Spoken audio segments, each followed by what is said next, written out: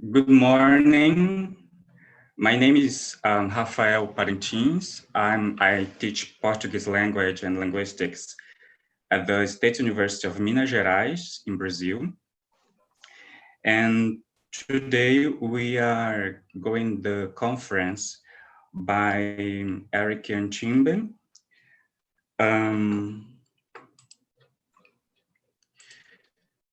Well, I just would like to start with the presentation of the series of conference Abralinha ao Vivo, Linguists Online.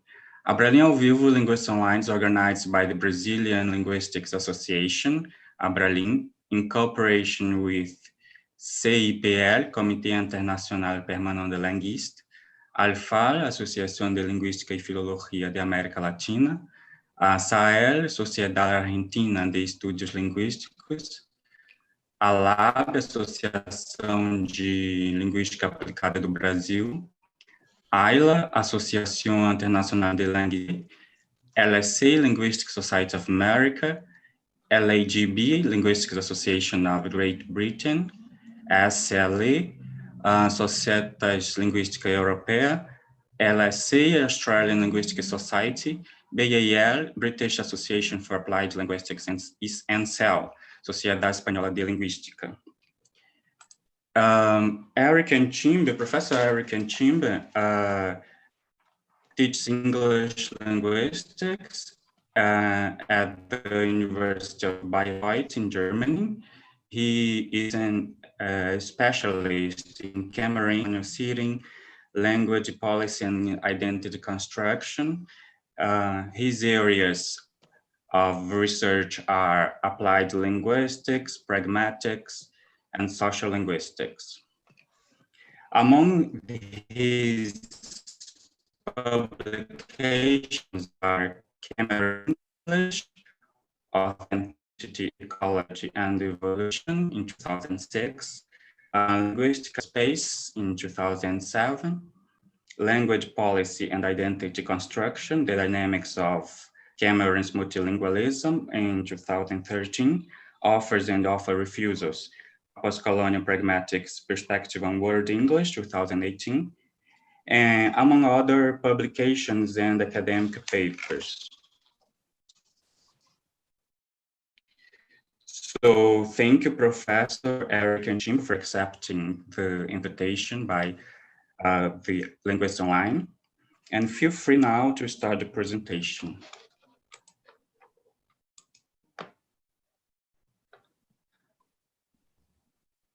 Okay. Thanks, Rafael Parintins Lima. And thanks also to everyone at Abralin.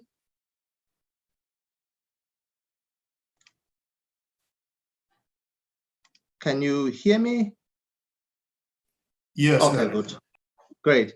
Yes. Thanks to the Abralin Network for inviting me to do this talk. Greetings to everyone. In Germany at the moment, it's 1 p.m. and in Brazil, it's 8 a.m. in the morning. I know how difficult it would be for some people to be awake at this time, but I'm happy to be joining you at this moment. Thanks for the invitation again to Miguel, the president of Abralin, and also to you, Rafael Parintins Lima, for this very generous presentation. I'm flattered. I want to start by wishing everyone a safe stay. We're going through a very difficult period now with COVID, not only in Germany, in the US, everywhere. Please try to stay safe, follow all the recommendations so that we can at some point get back to meeting again in real situations like before. Without being political, I want to extend support for the Black Lives Matter movement at this moment. It's been a difficult ride.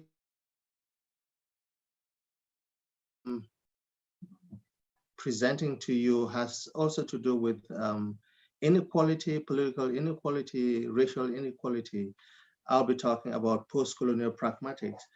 but not focusing only on the rights of human beings, but rather on languages, but more on the less political side, precisely how languages get to emerge out of colonial contact, and how this colonial contact has led to the evolution of languages, and especially patterns of social interaction that depend very strongly on the context of this contact.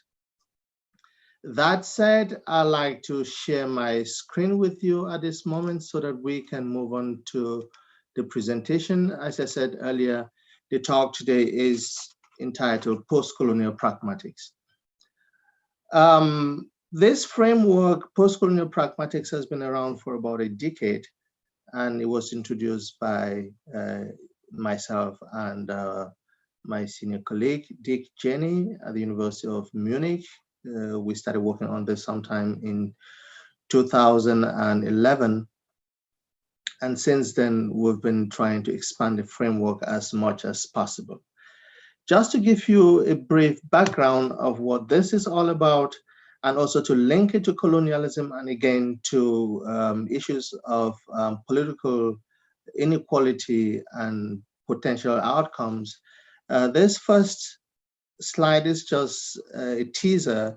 It looks at colonialism, post-colonialism, and pragmatics, and tries to tell us how we got to this point. Here we move back to pre-colonial society, where there were indigenous cultures and languages existing in their own accord, with mixes of various kinds, since contact can never be avoided, contact of people and therefore languages. So these indigenous cultures existed before colonialism started. There were concepts, there were social interaction patterns, there were languages, there were all forms of social aspects that go with every society. Then came colonialism with colonial cultures and languages, which were brought during periods of colonial contact in different times across different places. And this came also with concepts that are linked to colonial structures, interactional patterns, languages as well, and of course, new things were added like forms of education, political systems, and also religion. The outcome of this in the post-colonial context has been various forms of hybridisms. Concepts have been hybridized, languages have been hybridized, speech norms have changed or have become mixed. There is mixing in speech, code mixing, code switching, and so forth. Such that what we have today in most post-colonial contexts, as I show there, is a huge hybridism or huge admixture of various forms of social interaction. And post-colonial pragmatics looks precisely at patterns of social interactions, ways through which people who belong to specific social societies or societies try to communicate using the resources at their disposal. All right, back to the introduction. Today we'll be looking at Western pragmatic theories having been used as if they appeal universally to all contexts.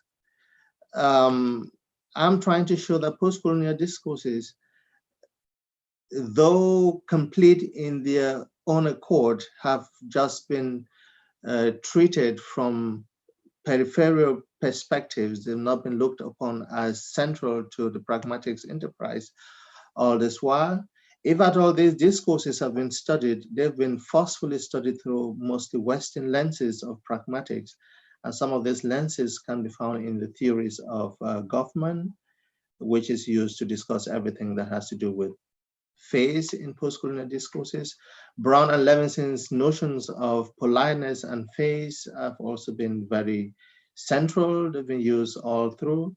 Bloom-Kolker and colleagues' notions of the cross-cultural speech act realization have also been used for everything having to do with cross-cultural or intercultural interactions. And of course, in all of these, we've always had Grice, Searle, Leach, and many others mentioned all along. Now the question is, why only these perspectives? So clearly from what this perspective shows, social interactions in post-colonial contexts have tended to be only analyzed through these Western lenses.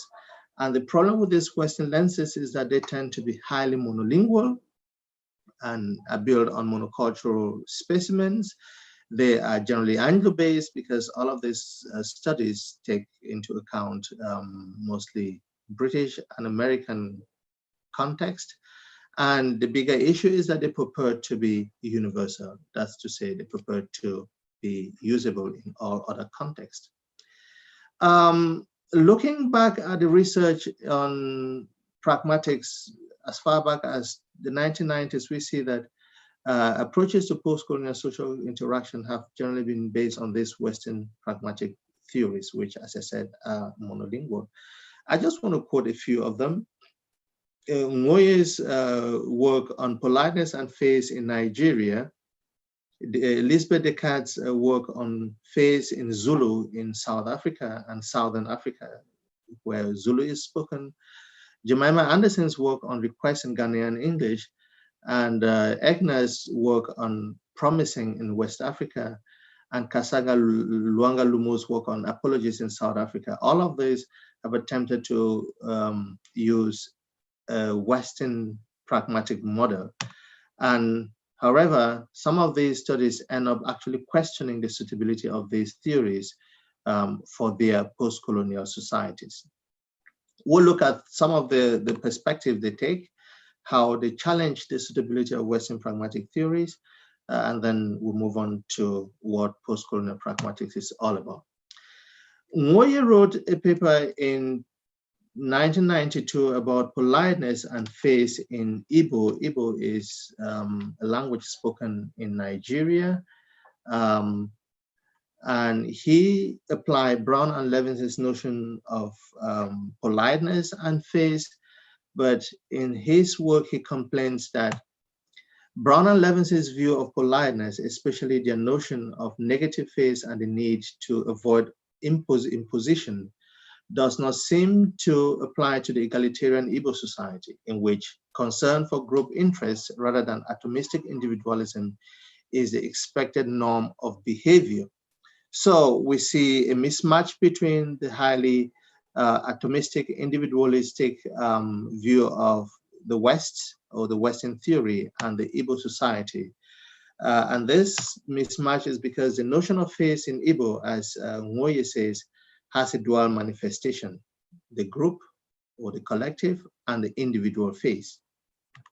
So going beyond that, Ngoye then moves away from these notions and tries to come up with an Igbo-based notion, and the closest gloss of politeness, the Igbo expression is Igbo umume, which simply means good behavior. And as he explains, good behavior is not only speech, is not only spoken, as most Western politeness notions hold, it's general behavior, including verbal, non-verbal behavior, how one behaves within the society, keeping the rules and norms of the society.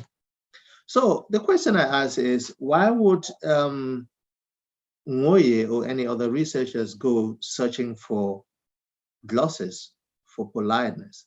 Why not just use the term as it is in these other cultures and explain them based on their functioning within the culture?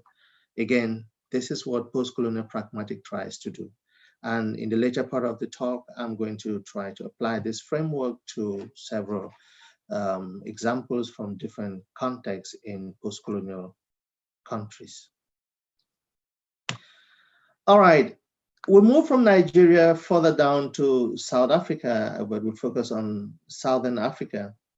Elizabeth Descartes worked on face and speech acts in Zulu, with focus on Southern Africa. And she also tried to apply Brown and Levinson's notions, but ends up also complaining that while Brown and Levinson's face construct remains of interest for the analysis of Zulu politeness, it must be revised and adapted to suit the Zulu social structure. Finding difficulties just applying this framework, she finally opted for a public version of the construct, that's the construct of phase by government. And this was shown to facilitate the analysis of Zulu interactions and the elucidation of Zulu respect strategies. Note here that she doesn't talk about politeness and phase anymore. She moves to something else, that is respect, which shows that whatever notions are born in the Western theory of politeness definitely go through respect in post-colonial context. So she then realized, or she comes up with a public version of phase, which is no longer individualistic, but which is public. And she borrows Zulu concepts like ubuntu, and ubuntu, she says, is being considerate out of solidarity with others, and also lunifa, that's the verbalized and non-verbalized respect-based avoidance. All right. In order to explain the centrality of these concepts to communication in Southern African culture, Elizabeth Descartes actually then comes up with a new term, the noun in lunifor, which is derived from lunifa, and she defines this as showing respect. It means a combination of respect, which would be both verbal and non-verbal, and politeness, which generally would be then the Western perspective of verbalized patterns of interaction. Okay, let's look at a third perspective. This is by Egner, and she looks at the speech act of promising in Ivory Coast, with focus on languages spoken not only in Ivory Coast, but also in neighboring countries. She refers to this all as West Africa. And she focuses on the speech act of promise. So, and she applies a cross-cultural pragmatic approach, relying on this speaker's work and Searle's 1969 concepts of the felicity condition. And in the Western context, the speech act of promising is commissive, which means that the speaker commits to do something at some point in the future. But she had problems realizing this because this particular felicity condition is not met in the West African context. And she writes that whereas Western promises are speaker-oriented, that's their commissives, they respect felicity and sincerity. Whoever is making the promise is sincere about it, will do whatever is promised at the time promised.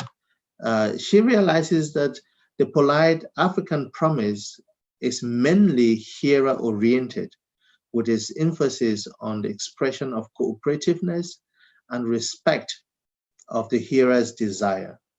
Again, the word respect comes up, showing that, of course, it's not about the speaker trying to defend his or her face.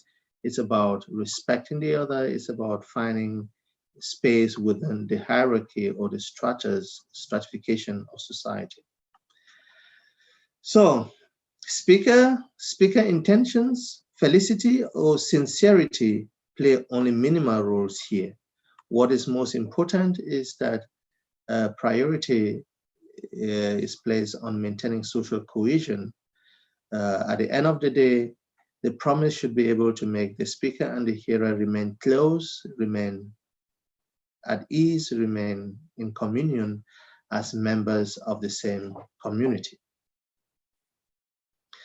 All right, these three illustrations show that Western pragmatic models or theories are generally not enough for analyzing speech and social interaction in post-colonial context.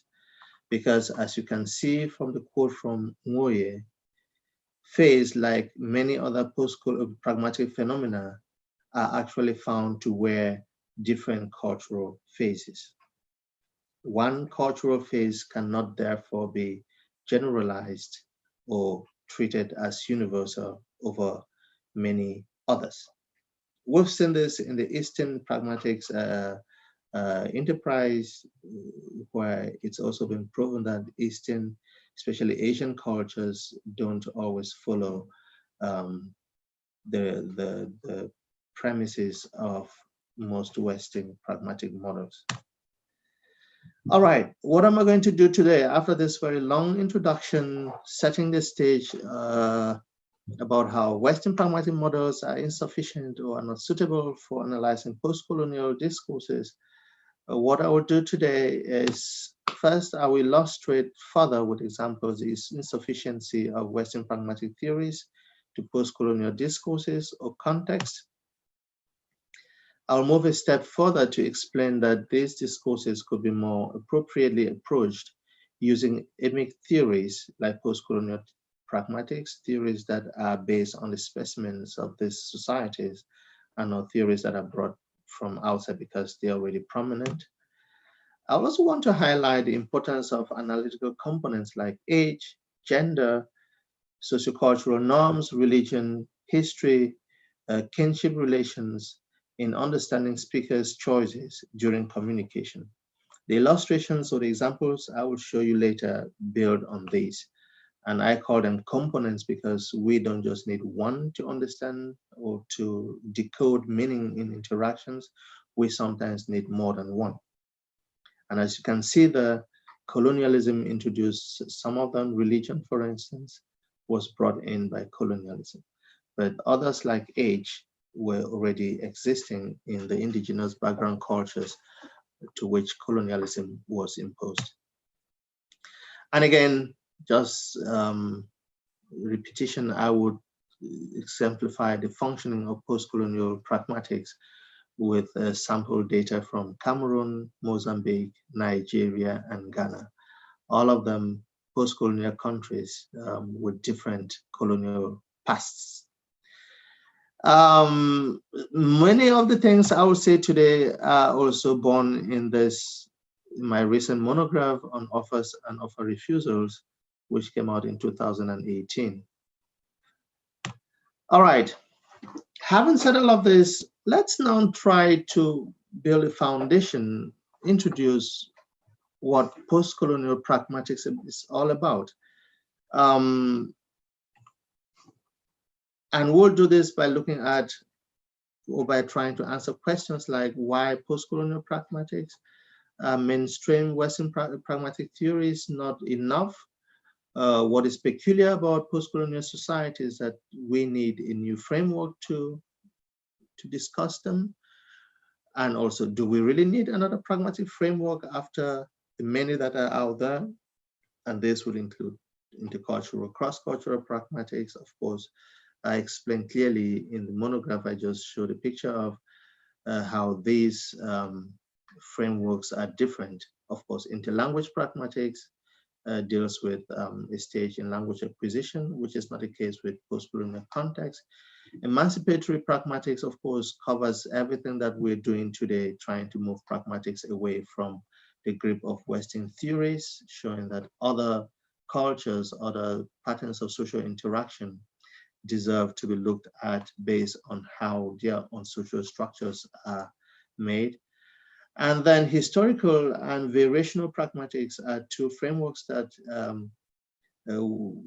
share a similar premise with post-colonial pragmatics, precisely the reliance on history, which is what historical pragmatics tries to do, and also the reliance on variation at various levels, geographical variation, social variation, and so forth, which is also what variational pragmatics does. That said, we move on to look at post-colonial pragmatics. Now, the first thing is the issue of the insufficiency of Western pragmatics. Here, as I said earlier, most Western pragmatic models tend to believe that the speaker is monolingual and is monocultural, and that this speaker is a native speaker of their language and therefore relies on native speaker intuitions to understand what is said, because that speaker must have grown up in that monolingual and monocultural context in which everything is interpreted, including indirect expressions are interpreted in the right way. And the problem there is that it's posited as universal, but it's based mostly on Western data. And as I said earlier, it's generally been applied to or tested on Anglo-American context. One criticism levied against Brown and Levinson is that their data or the examples tend to be intuitively constructed. They are not pulled from the real life society where people use language in given context for particular reasons. So the need arises, therefore, to come up with a framework that moves beyond just monolingualism and monoculturalism and monolingual native speakerism to include contexts that are typically or that from their social structure are multilingual, are multicultural, not because of migration, as is the case in most Western contexts, but because of other factors. And we also try to come up with a framework that factors in people's acquisition of second languages, third languages, and multilingual intuitions, not just native speaker monolingual intuitions, and also how these intuitions lead to the use of languages in real life situations. Focus is also on specific locations, geographical, and the mixes of people and languages, of course, taking into account history, and also on various diverse contexts where different types of languages have emerged and how these languages and the other languages that are in contact with them are factored into a whole mixture, a whole hybrid structure. And we're looking at situations where pidgins, creoles, indigenized languages, and ethnic languages are spoken, where people are bilingual and multilingual, bicultural, multicultural at the same time. Okay. We'll move on to ask the question, why postcolonial pragmatics at all? And we could say the aim, again, would be to represent variables that tend to moderate and mitigate interaction in non-Western collectivist post-colonial societies. And some of these variables and components that are relevant to this are the history of these communities, and their focus is also predominantly on colonial history, the mixes of languages and the stratification of these languages according to functions, official languages, ethnic languages, pidgins, the population mixes within this context based on colonial settlement or colonial labor transportation, migration, most recently, racial mix, plantation conglomerations in the Caribbean, for instance, and the emergence of Creoles,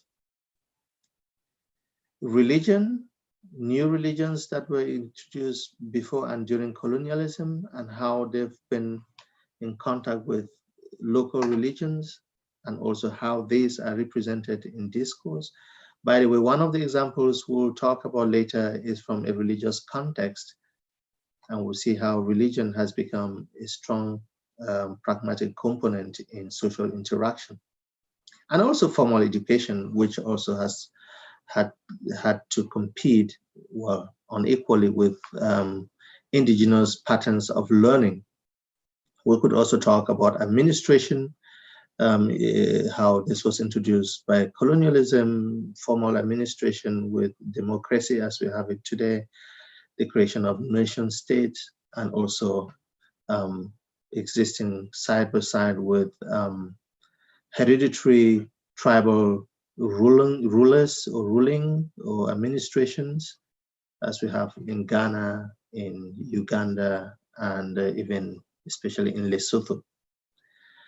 All right, all of these come together to form postcolonial mixes, which make these societies actually peculiar. They can't therefore be appropriately studied using Western pragmatic models that focus on societies that are said to be highly monolingual, well-structured, with one language, one culture, one set of social interaction rules based on these cultures and language. Postcolonial pragmatics relies on several premises. I'll just list some of them here. There are quite many given the complex structures of the societies. The first is that colonialism set into motion changes mixes of cultures, mixes of languages, of peoples, of discourses, and so forth in this context. And that these mixes actually brought together two huge systems, the pre-colonial system, as I showed earlier, and the colonial system. And colonialism lasted long in certain places, but not too long. Over 60 years of time, these cultures were able to mix up. And while this mix was going on, then colonialism ended, so that the societies found themselves not being able to fall back to what had existed before, but had to move on with what had become mixed. So studying these societies requires a framework that takes into account these complex interconnections at the level of mixes of cultures, languages, peoples, discourses, introduction of new systems of education, religion, and administration.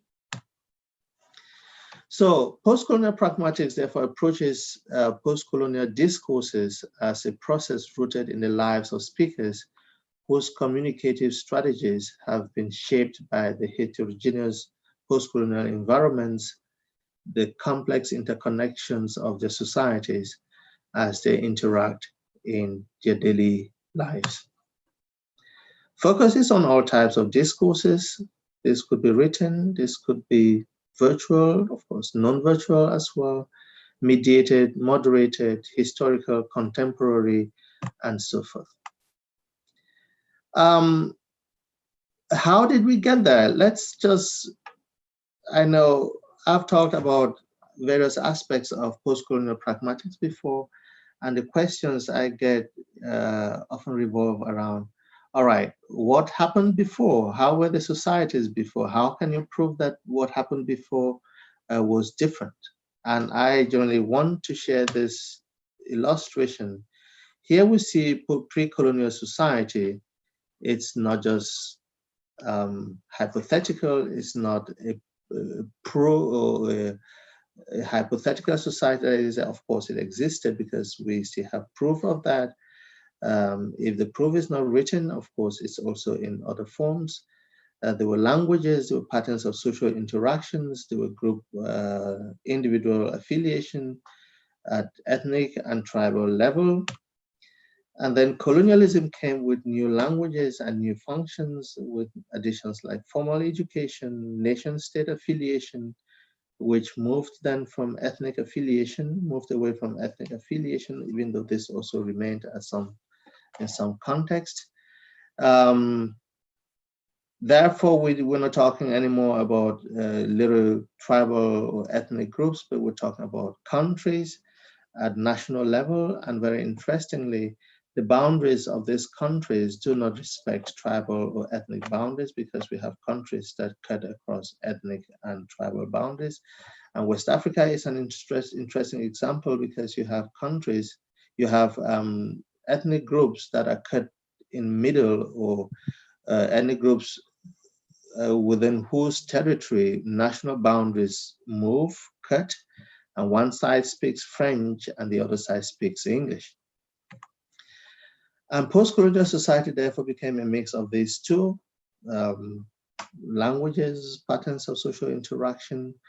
There's been a huge redefinition of group individual affiliation. We'll see this later, how earlier patterns of social interaction seem to be fighting. And you see this in expressions often made in most traditional contexts, like as youth of today don't behave like, people today don't respect social norms like before, which are all indicators that there was something different, and colonialism ended is not that long ago in the 60s and 70s in most parts of Africa.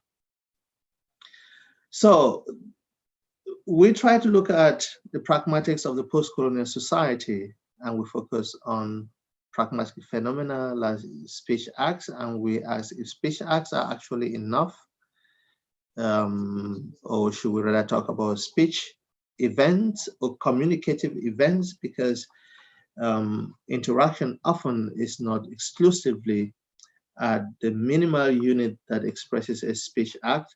In the Western pragmatic perspective, it's about how this minimal unit is projected through other speech acts. What about collectivist phase ones? They desire to rather locate oneself within the social structure than to project one as an individual, which would be the case in most Western contexts. How is politeness realized? Do we talk about politeness at all, or we rather talk about social behavior and issues of respect, difference, and so forth? How are these realized with components like age, culture, and so forth? What's the impact of the hybrid patterns of social interaction? Do we have any traces of pre-colonial cultural expectations or norms still in action? Have these merged somehow? How are patterns of indigenous education coping with the imposed Western formal education? How are ethnic tribal values maintained, or how do they come together or merge with national values, and so forth and so forth? As I said, often in interaction, one of these is not enough to explain speakers' meanings. Sometimes we need more than one to do so, and we'll try to look at this in the illustrations later. Okay, more premises. Just to drive the point home, post-colonial speech communities are multi-ethnic, multicultural, and multilingual. They present a unique encounter of colonially introduced social patterns and indigenous ways of interacting. And due to this specific kind of heterogeneity, we can say they've developed complex hybrid forms of interaction in which pragmatic practices from different languages and different ethnic groups are subtly combined. And being able to respect and observe all of these makes one a competent member of the society, just as being able to switch across languages and codes according to context also qualifies one as a competent member of the multilingual context or community. Even though these different forms may vary from society to society, depending also, among other things, on the length and type of colonialism, we've seen from Mufwene and also from Edgar Schneider that they are predominantly similar. At the level of pragmatics, we see a lot of similarities. Just a quick example, the use of kinship term seems really, really similar across many post-colonial communities. We have a study about the use of auntie in Singapore, which is very similar to the way auntie is also used in most West African English varieties. All right, so postcolonial pragmatic tries to look at these different forms and functions and effects of mixed hybridic patterns of interactions in these complex multilingual speech communities. And more premises, the framework looks at the mixture of languages and cultures as provoked by colonialism. It tries to draw parallels. It shows that parallels cannot be drawn between the two because one is inherently multilingual and the other, if multilingual, this is then simply an addition. It looks at a mix of oral languages and oral cultures and how this functions side by side with colonially introduced languages, which were introduced both as oral and also mostly as written languages, and how all of these play into patterns of communication.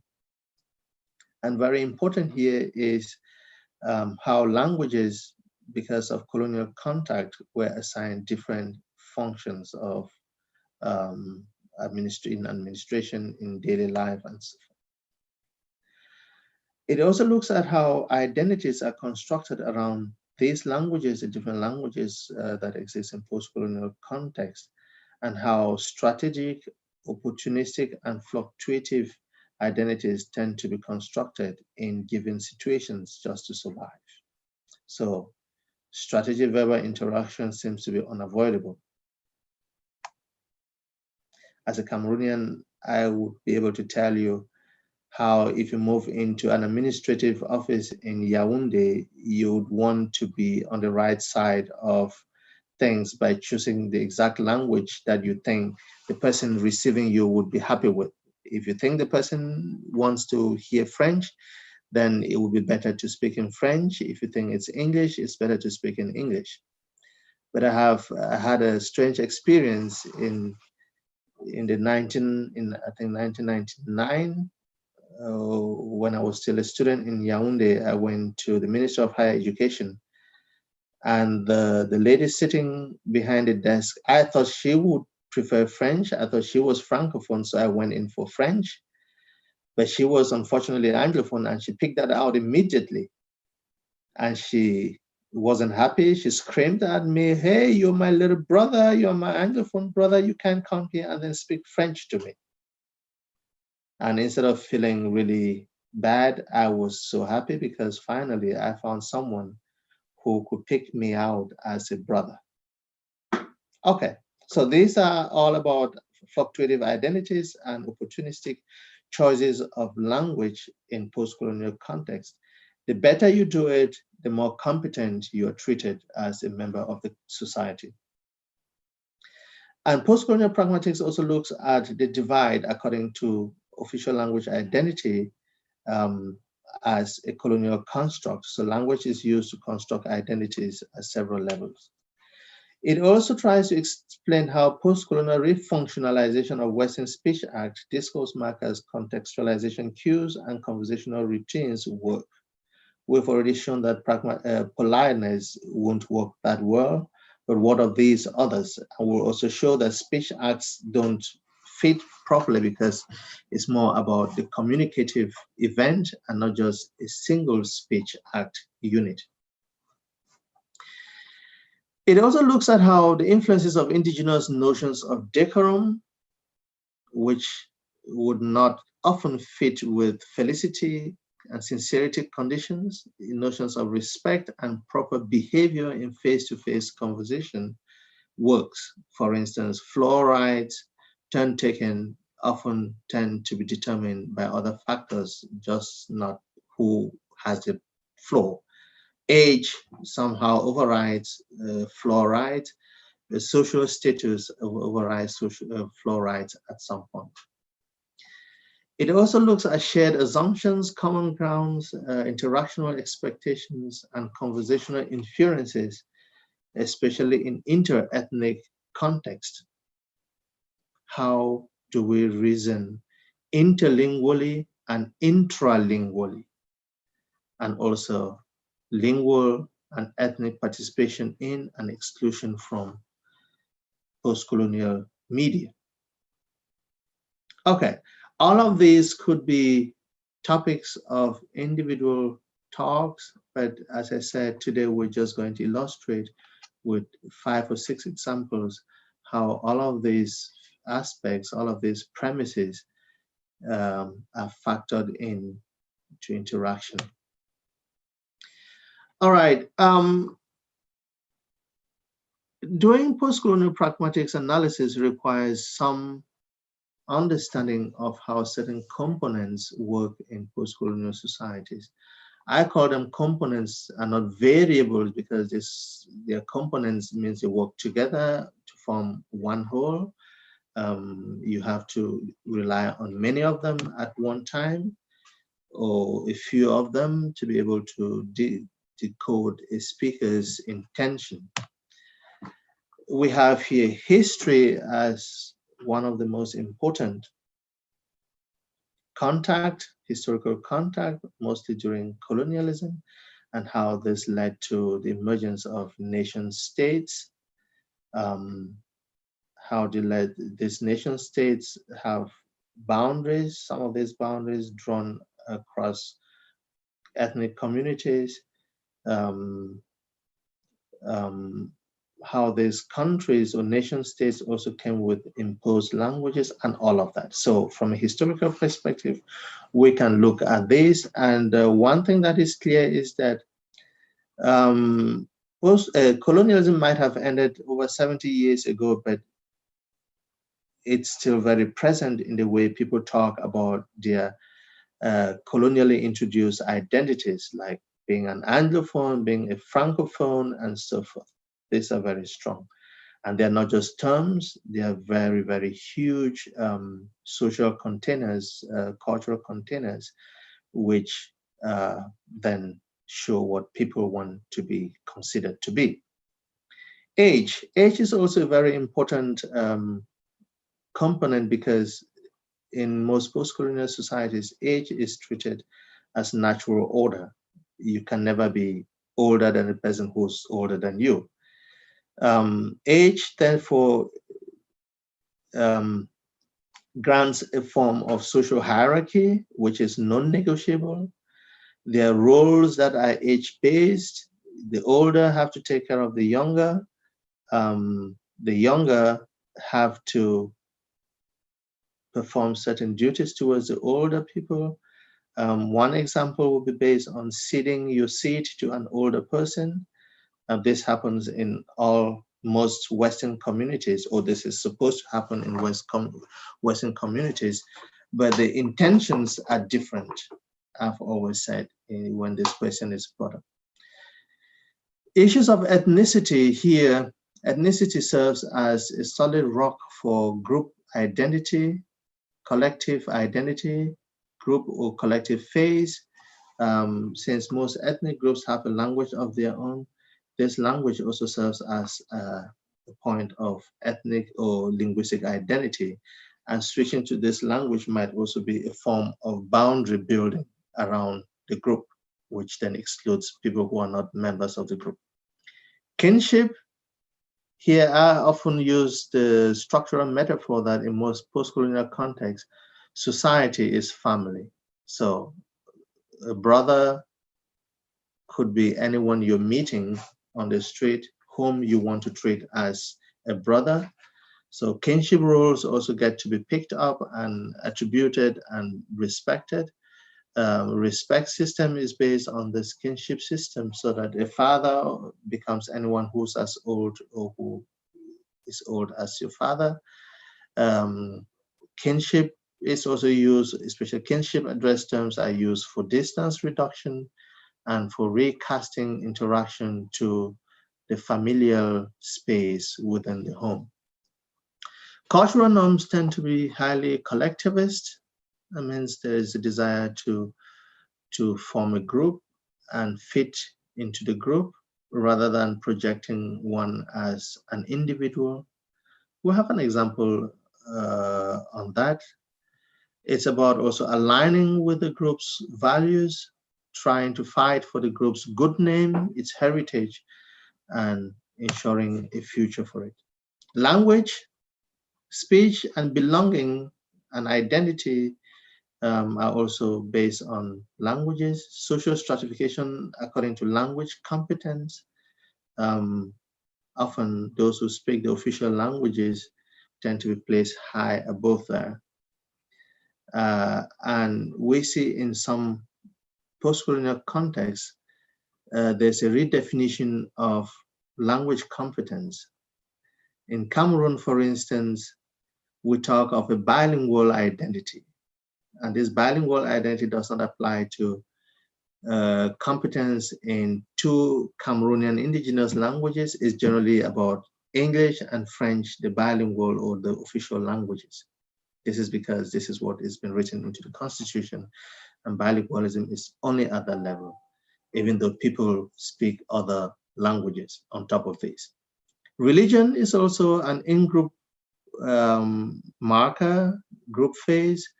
It also dictates codes of conduct, allegiances, and some of these religious dogma and expectations tend to be non-negotiable. We have an example also on religion. Oh, sorry. Gender roles are also filled with expectations which are based on the group's structure. It has to do with access to and participation in discourses, which is not discriminatory, because while we have male-based groups to which access is not possible for females, we also have very powerful female groups which prohibit access by males. Social status, which could be hereditary or acquired, this also leads to stratification. Issues of wealth, issues of education tend to be used for social stratification. The traditional authority tends to be hereditary, and this is also sometimes non-negotiable. It becomes interesting when a traditional ruler also has an appointed position, so that you have honorable, minister, chief, and for then the name of the person. All of this, to understand this, of course, we have to dig deep into the social components or the analytical components of the society, which I've just explained to you. All right, quickly to 2 voices that have tried to make sense out of postcolonial pragmatics. The first is Yan Huang, who wrote in 2012 that postcolonial pragmatics is a branch of intercultural studies or intercultural pragmatics, which studies the use of language of colonizers in a post-colonial society or post-colonial societies. In a post-colonial society, he writes, a second as opposed to a foreign language is sometimes used in interaction, as in the use of English in contemporary India. A more elucidating quote comes from Hans-Georg Wolff, who wrote that postcolonial pragmatics sheds light on discourse in postcolonial communicative situations, which more often than not are culturally and linguistically highly complex. Importantly, postcolonial pragmatism makes clear that time-honored concepts of pragmatics such as politeness, phase, and speech act, which were developed in Western contexts, are not always adequate or applicable in post-colonial societies. Okay. That said, we have a basis to start looking at some examples and trying to apply post-colonial pragmatics to excerpts or examples from 4 countries, which are all post-colonial. Just a brief word about these countries, because as I said, history is very important. Cameroon was colonized by Germany in 1887 onwards, 1884.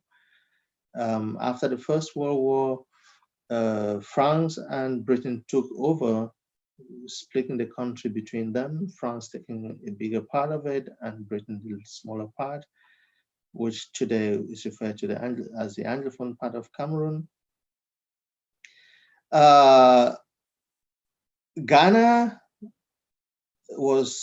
has a longer history of British presence dating back to slavery and transportation of slaves through the coast, the Ghanaian coast, across the Atlantic, but it's also a former British colony which has English as the official language. Cameroon has English and French as official languages. Ghana gained independence in 1957, Cameroon 1960 and 1961. Mozambique has a different history, not French, not German, but Portuguese. And Portuguese is also the official language today, and in its post-independence period, it's still the official language. Nigeria had English, the British as colonial power, and today has English also as the official language.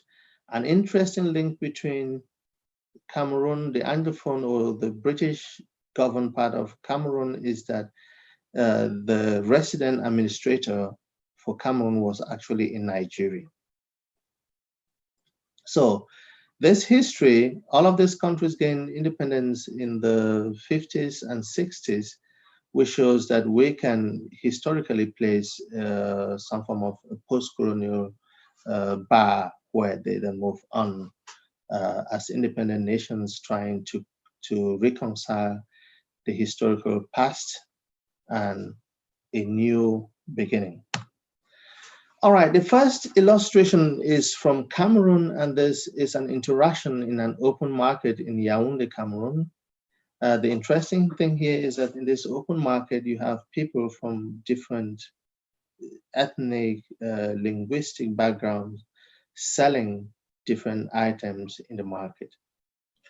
And here we have two female vendors who actually quarrel over a potential buyer.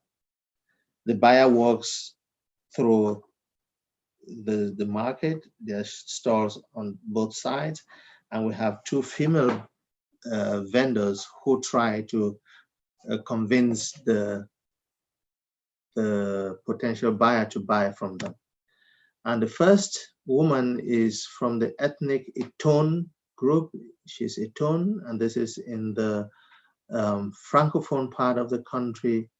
And she says, ah, la fils, vous et vos maris, vous êtes des sources de femmes là.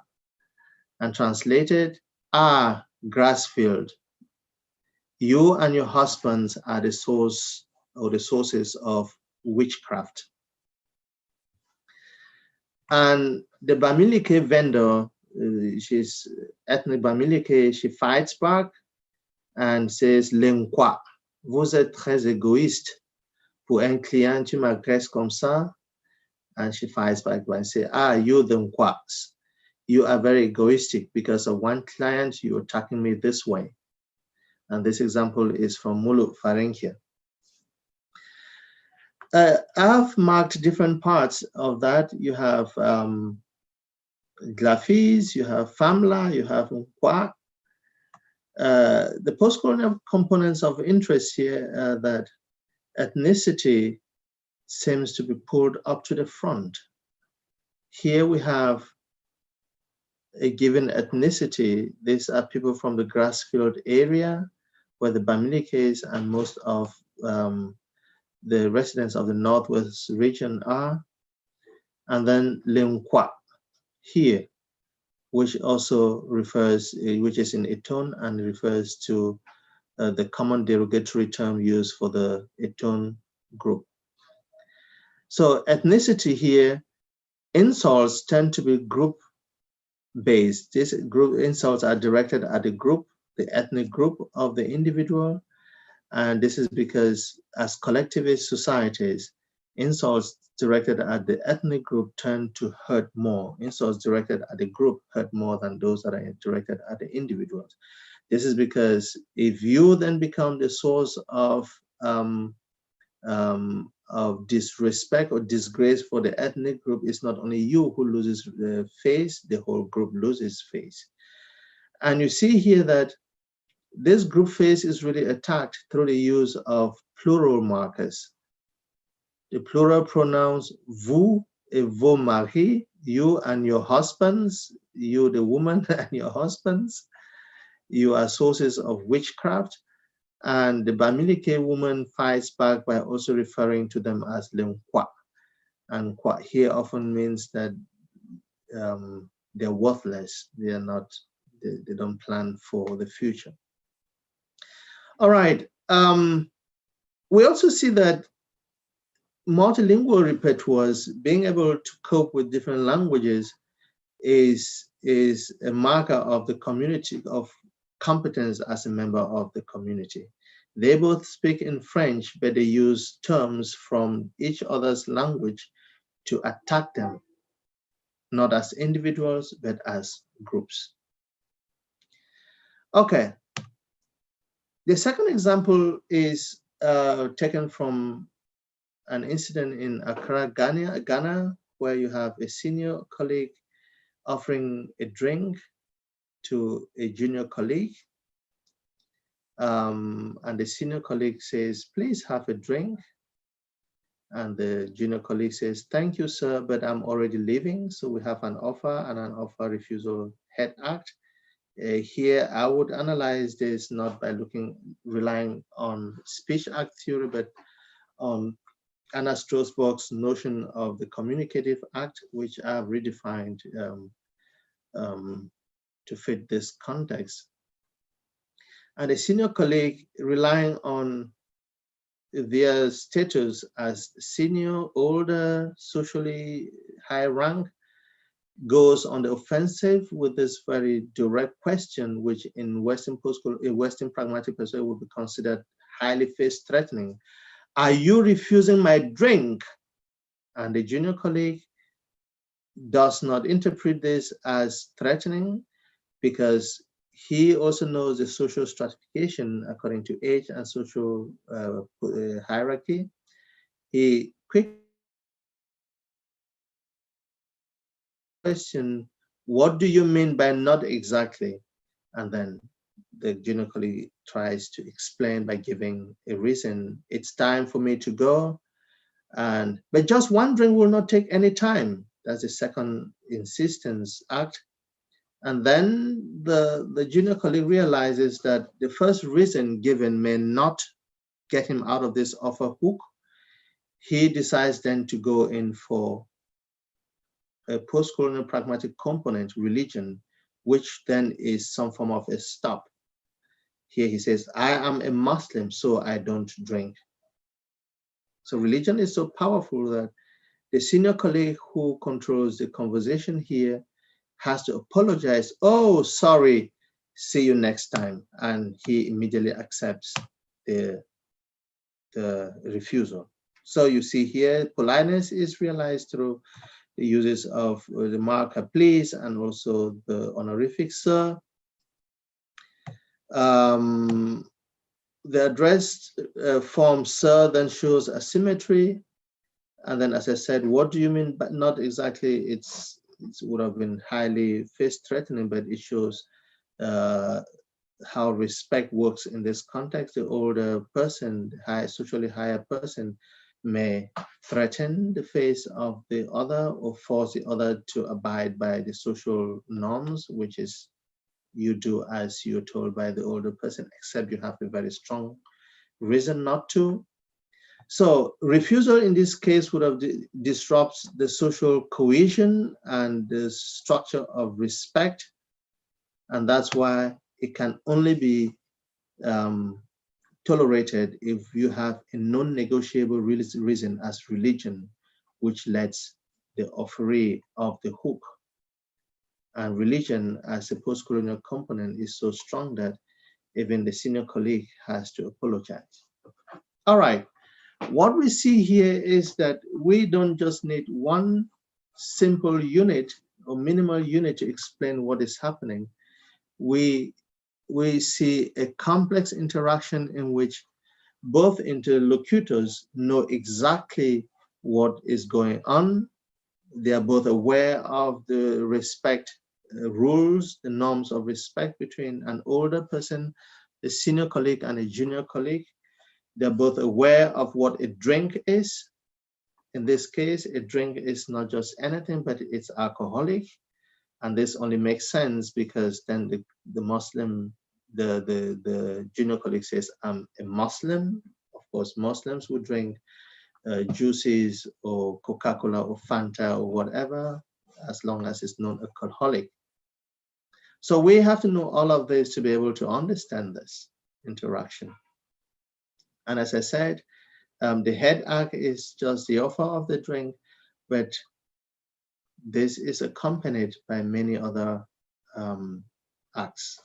That's why I will call this exchange a communicative event or a communicative act.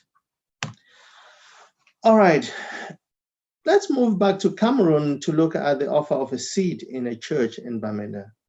Religion again, this time not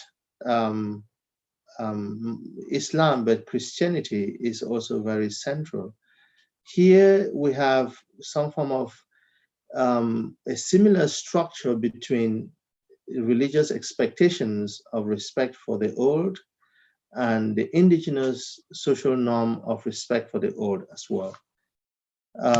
Here we have a young man and an old man in church, and the young man decides to offer their seat to the old man, but the old man does not want to accept it. Please, sir, again, politeness marker and honorific, here is a seat for you, and this is accompanied by physical action, standing up from his chair, and the old man, thank you, young man, I will rather stand. And it goes further. The communicative event doesn't end there. If it had ended there, then we would say it's formality to offer, not that you want to offer, but here we see that it's part of the social structure, social norms, because the young man does not stop there. The young man goes on to insist, justifying their offer. Please, how can you sit while how can I sit while you stand? And the old man has to justify this because, of course, according to the rules of the society, the norms of the group, he, as the older person, is supposed to actually accept.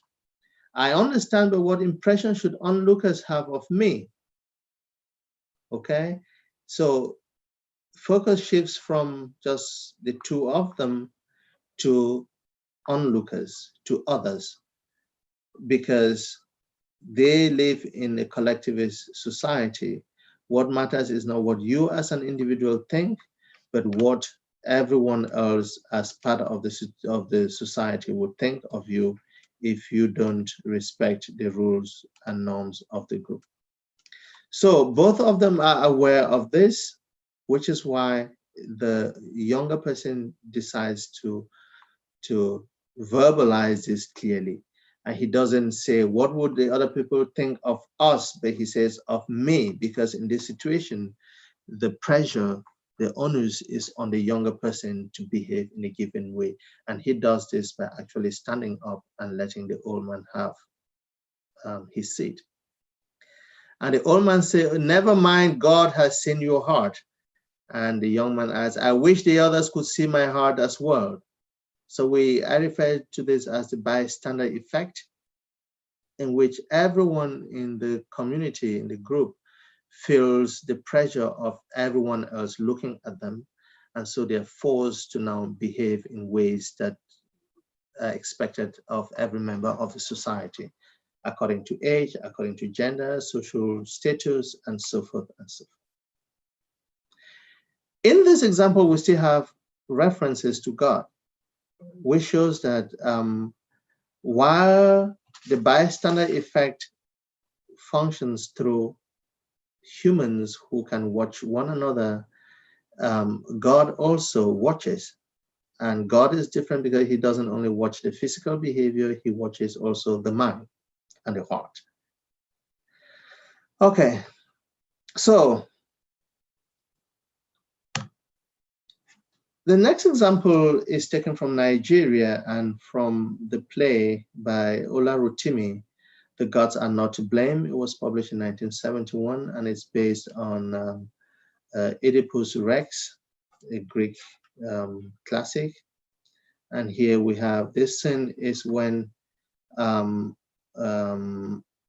Odewale, who comes back to where he was born unknowing, after killing his father, and then comes back to the kingdom, fleeing from what he had done. Unfortunately gets married to all the late king's wives, including his own mother, and then has kids with her, and then the curse starts to follow him. So this sin is when he has realized what he did and has realized that the murderer of the former king he's looking for is himself, and he decides to leave. And here he talks with Aderepo. Aderepo is his brother, actually, of the same mother. So Aderepo, prostrating himself, says, "Your Highness," and Odewale, the king, says, "My brother, I have done you so much wrong with my grave suspicions." Aderepo, "It's nothing, Your Highness. It's the way the gods meant it to happen." And Odewale comes in, "Do not blame the gods. Let no one blame the powers. My people learn from my fall. The powers would have failed if I did not let them use me. They knew my weakness, the weakness of a man easily moved to the defense of his tribe. I once slew a man in Ede. I could have spared him, but he spat on the tribe I thought was my tribe. The man laughed, and laughing, he called me a man from the bush tribe of Ijekun, and I lost my reason." Okay, so there you see, first of all, let's talk about a symmetrical relationship. His brother refers to him as Your Highness, and he tries to bring this relationship down to brother, but the brother can't do that because, well, he's the king, and being king generally would be hereditary. And if you look at it deeply, he actually just inherited the position of his father. And then collectivist norms, that you see how he would rather kill a man than let that man insult his tribe, because the old man laughed and called him a man from the bush tribe of Ijekun. I think the outcome would have been different if the old man laughing had called him, "You bushman from Ijekun." There, the insult would have been on him and not on Ijekun. And there he lost his reason. So this shows how are and how people are actually ready to go beyond just verbal riposte when that tribe is insulted. So the components we have here is ethnicity. The bush tribe of Ijekun calls for the defense of the tribe. And here the insults directed at the group hurts more than those directed at the tribe, and bush tribe, and then laughter, which would be derision, but not bushman, as I said. And then, as I explained earlier, we also have hierarchy as being non-negotiable. Although Odewale, the king, calls the other brother, the other sticks to this non-negotiable hierarchy, calling him back Your Highness. Okay. One more example before we go to the last example. Here is it's a radio show in Bamenda. The show is called Happy Birthday. And here we have the host of the show visiting women who've just given birth and are still in hospital.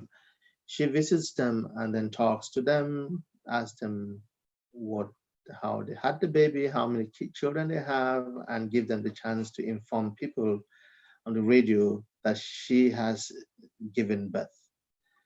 And here we have this episode from 2009, and the presenter moves into the hospital ward and introduces the program. Our first mother on today's edition is on bed 23. She is so young, and she's the mother of a baby boy.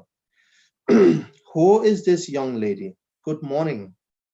And the young mother says, good morning, Madame. Already she creates she uses this honorific term which places Madame up. I'm called, she gives her name. How old are you? And she says 22. And then immediately the presenter, who's a woman and also a mother of 4 at the time, switches from English to Pidgin, even though there was no sign that the mother couldn't speak English. But there's a reason for this.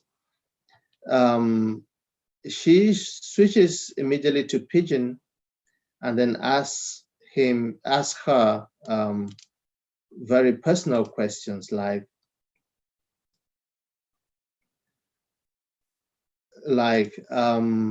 how old, now you're first speaking this, is this your first child? Are you married? What happened?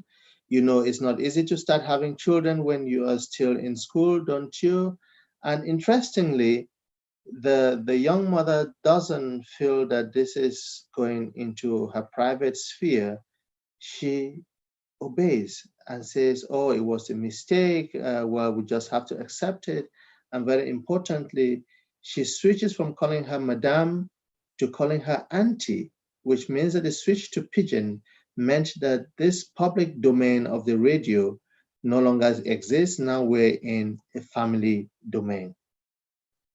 And there within the family domain, the auntie playing the role of a parent-like role can chastise the younger niece and talk to her and advise her, and the niece immediately accepts. Okay. Here, age and social roles play a function. The professional role is put aside when the presenter switches from being a journalist to an aunt and then admonish and advises the other. The switch from English to Pidgin, here language function and social norms. Distance, closeness is achieved through language. So English would be a distance creating language, and Pidgin a distance. Pidgin would be a distance closing language where private issues can easily be discussed. And the context here also moves from the public context to the private, showing that even people who will be at home listening would be in the same position as the host of the program to advise the other. All right, the last example before I go to the conclusion is from Mozambique, where you have, it's a political advert in which a nephew and an uncle talk about going to vote. And then we have here, the terms are not translated into Portuguese. We have them maintained as malume, mother's brother, as ntukulu, as sister's son. And this relationship is very strong. And to keep it strong, these terms have to be maintained. That's why they moved straight from the local language into Portuguese. So the kinship relationship between the two is born in this, is so strong. And to make this work well with Portuguese, they have to be transferred. And here again, the multilingual repertoires are so strong that people still understand, even if it's not the official language. All right, with these examples, of course, you see that many components come into action to explain how speakers' intentions could be understood.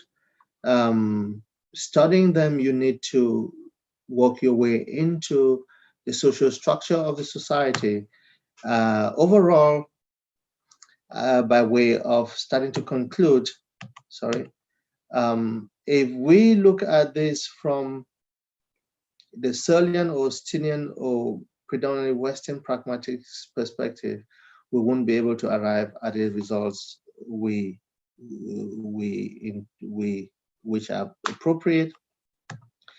This is because speech acts and communicative acts work differently.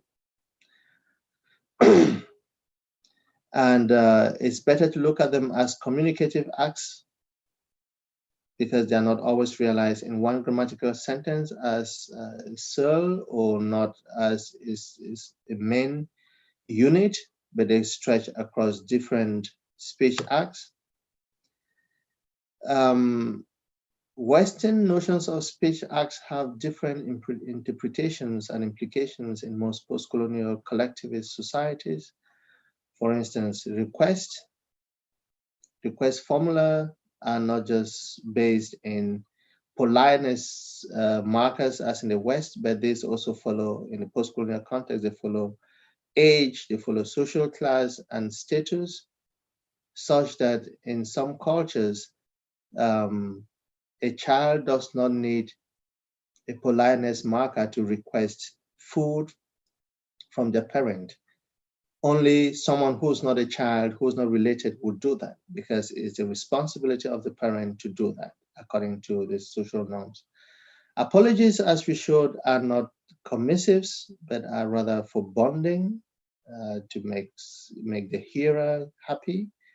Thanking is often a part of social roles, and as we saw, offers are supposed to be accepted, not refused, and certain refusals then tend to hurt social cohesion between people. So what does the postcolonial pragmatic tell us after all? We have to move away from dichotomies like the margins and the center, the periphery and the center, which have given strength to Western pragmatic theories to be treated as universal. We have to consider discourses produced in each context as worthy in their own accord. And for this to happen, we also need frameworks that are based on their specific context. And we have to get out of our comfort zones that have been established by Western theories and other theories. That said, thank you very much for listening. Thanks again to Raphael and Miguel. I hope I didn't take too much time. These are most of the sources that I used. I'm definitely happy to take questions, Raphael, so back to you. Okay, thank you, Professor Eric Anchimbe, for this great presentation. There are some questions. Let's see, how can we organize it? I think I'll start with one question from Marcia dos Santos. Okay. She asked first, let me see, let me read the question. I think it's better.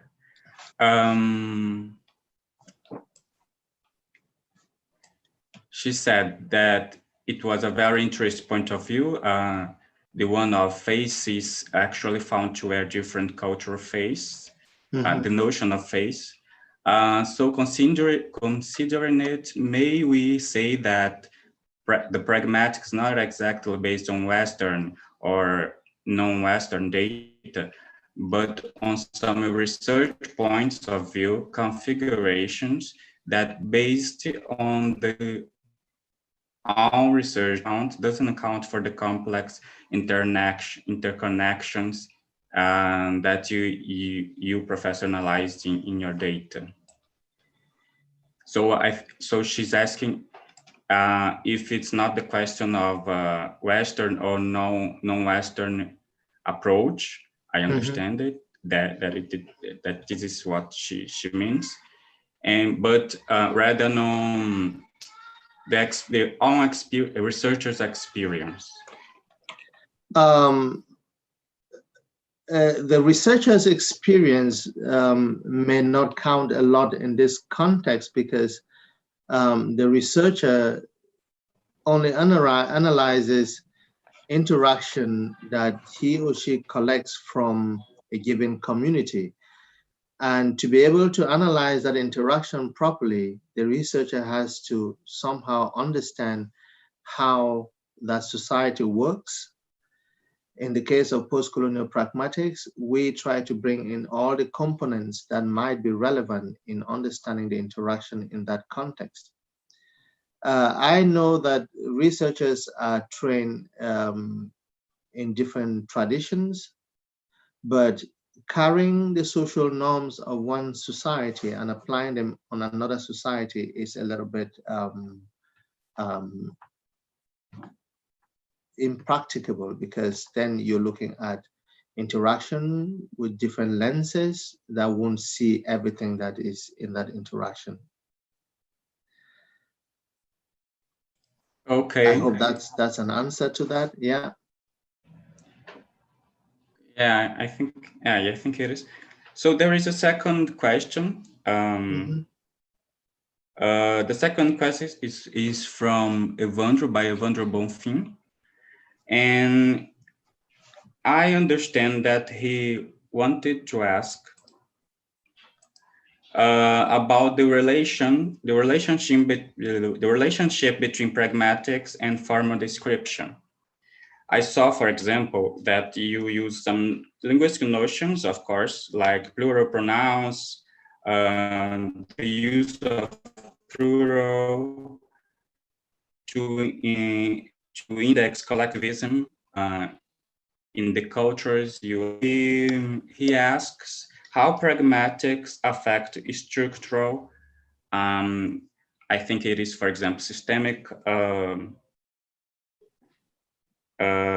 forms. Okay. Yes, I use those formal or grammatical notions. This is because there is no way you would avoid looking at how people frame their discourses to be able to understand what their intentions are. That particular example of the use of the plural pronouns vous et vos maris in the case of the Iton woman is an attempt to use plural pronouns to catch or to encapsulate not just the individual being addressed, but the group. So that use of the plural pronoun helps us to have an access to the speaker's intention, which is, I'm trying to insult you, but I can insult you as an individual because it won't hurt you as much as if I insulted the group from which you come from. So pragmatics cannot completely cut itself from this, because even in Western pragmatics, the whole notion of indirectness and hedging is based on the use of grammatical components, embedded sentences, and so forth to achieve intention. Okay, thanks, Professor, for the answer. There is another question that we may that I may reproduce here. It is from let me see, C8-bit Kihara. Okay. And the question is about about that view of pragmatics, of postcolonial pragmatics, yeah, and the implication, the possible implication for the teaching, for the English teaching, and the teaching of other colonial languages in Africa. So it's a little broad question. Okay, that's a very, very interesting perspective, how postcolonial pragmatics could be integrated into the teaching of languages in postcolonial context. All right. I will start by looking first at the history of teaching in postcolonial context. I went to primary school in the 80s, and the textbooks we read in Cameroon were all produced in England. Macmillan textbooks, especially. And when you open them, when you're talking about males and females, names were John for the male, the generic male, and Mary for the generic female. And then we had things like the lorry, we had the underground, we had so many other features which represented physically the British or the English context, but nothing that represented the Cameroonian context. But from around 1992 onwards, local textbooks were produced, which then moved away from this generic male being John, female being Mary, to Cameroonian names. Not just one name, but names from different ethnic groups and other geographical locations, so that people would find themselves within the text. This also had to do with certain forms like greeting habits, like leave taking, where you then have a few things added which represent the cultural background.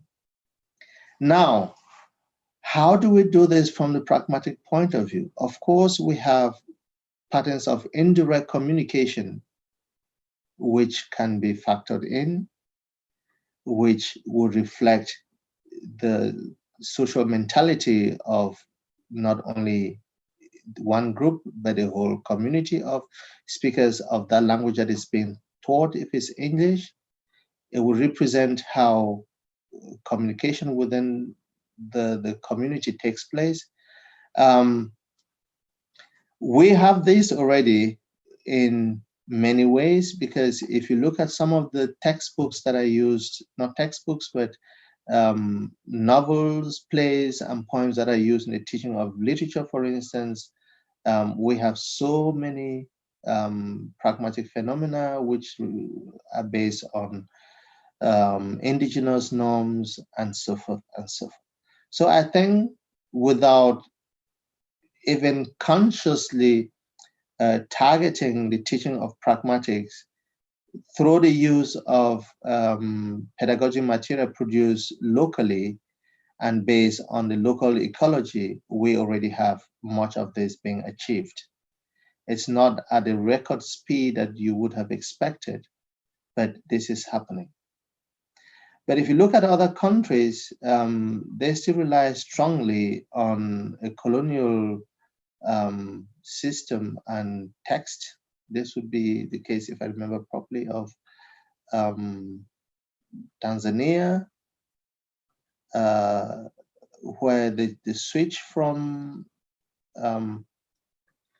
the colonial system has not been as fast as in other places like Nigeria, like Senegal, and so forth, just to name this few. I hope that answered the question. But as again, this is work in progress, and the more pedagogic inspectors, teachers, and people who are in charge of coming up with school curricula look inside within the country, within the community, the more they do that, the better things would get. Okay, very interesting answer. I think it makes us of thinking many aspects of English or foreign language, or even how we say mother language in the context of Brazil, for example. Okay.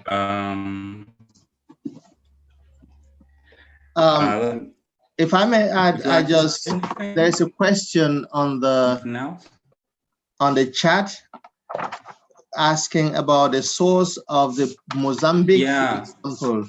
I forgot to mention that the source is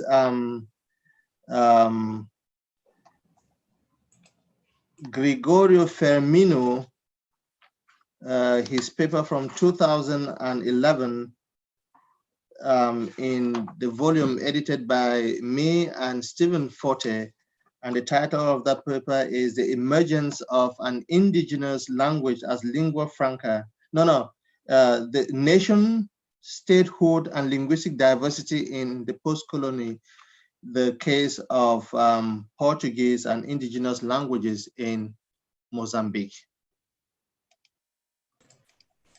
Okay. Yeah.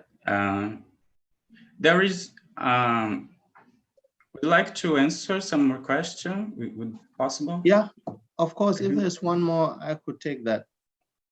Okay, we have a question again by Marcia dos Santos.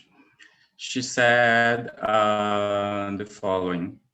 You said that polite African promise is based on the expression of cooperativeness and respect on the hero's desire. Is it relative? Depends on the group's interests that are put in relation. Okay.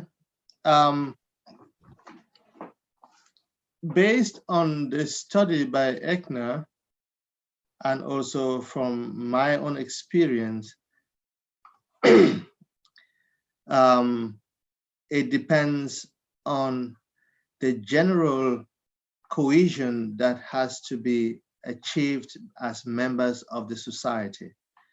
The simple reason here is that promising, for instance, promising to come to someone's party, for instance, if you invited, as Eckner showed, where someone invites someone else to attend her send-off party and the person says, of course, I'll be there. I'm going to come tomorrow. You see me there at 5 p.m. exactly. And then in the course of the same conversation, that same person says, oh, tonight I'm leaving for France, which makes it absolutely impossible to attend the party tomorrow. So you see that the promise wasn't meant to be commissive. It wasn't meant to be a promise that would be fulfilled. It was meant as a form of communion to say, hey, I'm telling you that I'll be there tomorrow so that you know I'll be there. Even if I don't show up, you would know that I'm also there in spirit with you. So the aim is to keep communion, is to keep bonds together and not to disappoint, because saying I'm not coming to your party might then trigger a long list of justification, explanations, and so forth, just as I showed with offers and offer refusals. So it's about the group's interests, what makes this a group, and the basic answer is that we stay together as a group. Even if we don't do everything together, we should let the other know that we are together.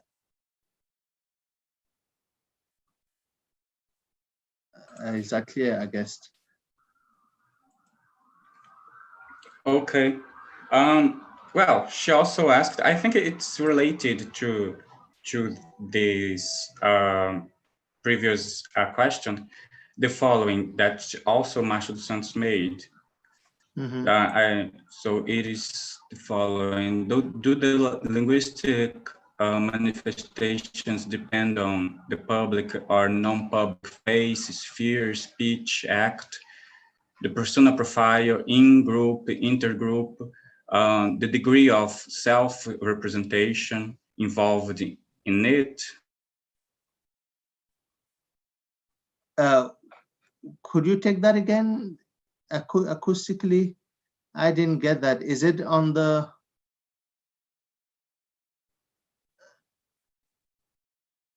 Could you take the question again? It wasn't clear to me.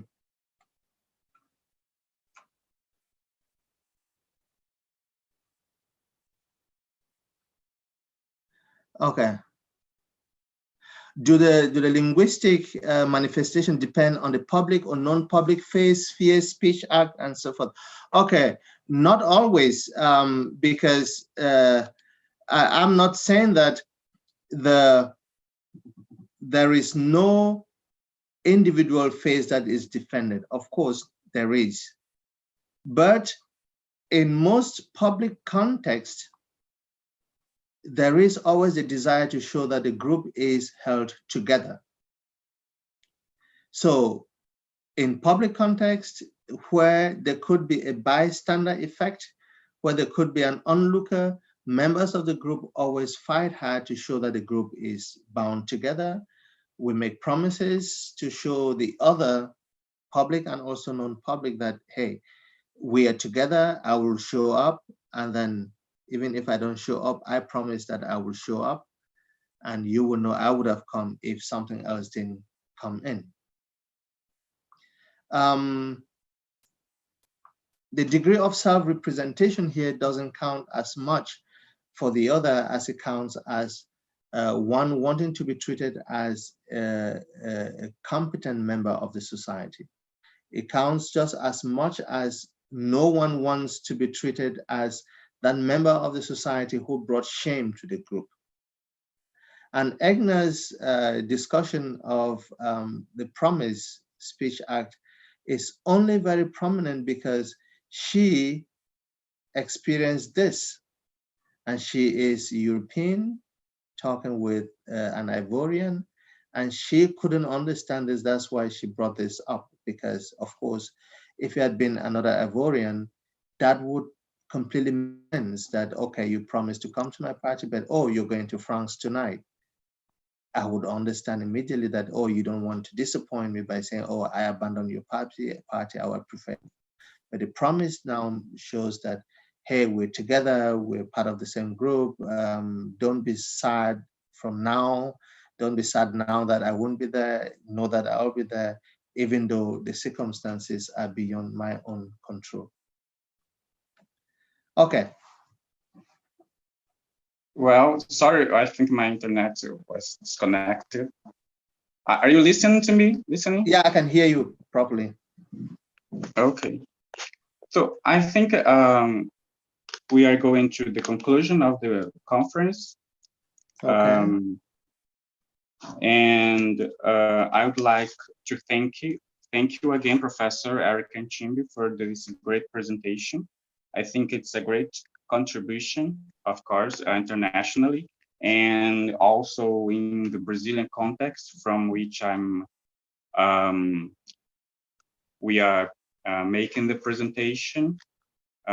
We in cooperation with some other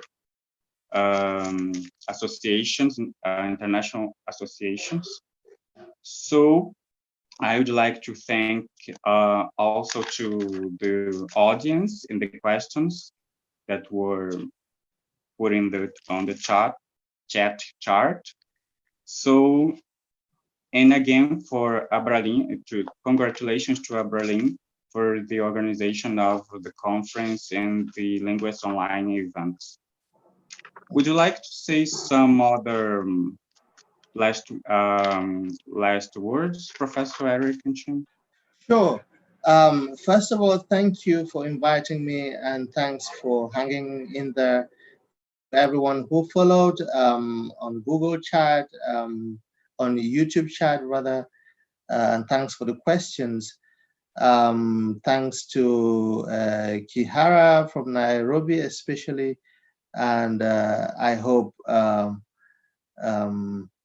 people, researchers, scholars of postcolonial studies, you find this framework useful for your analysis, so that we get to know a lot more about interaction in this context from an emic perspective, rather than rely on theories that don't capture the context. Thank you very much, and I'm grateful.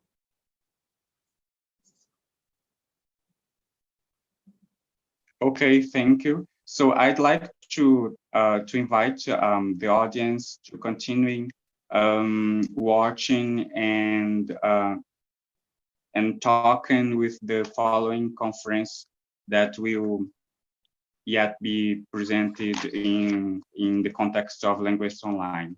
Thank you, Professor Eric. Thank you very much. Goodbye. Goodbye.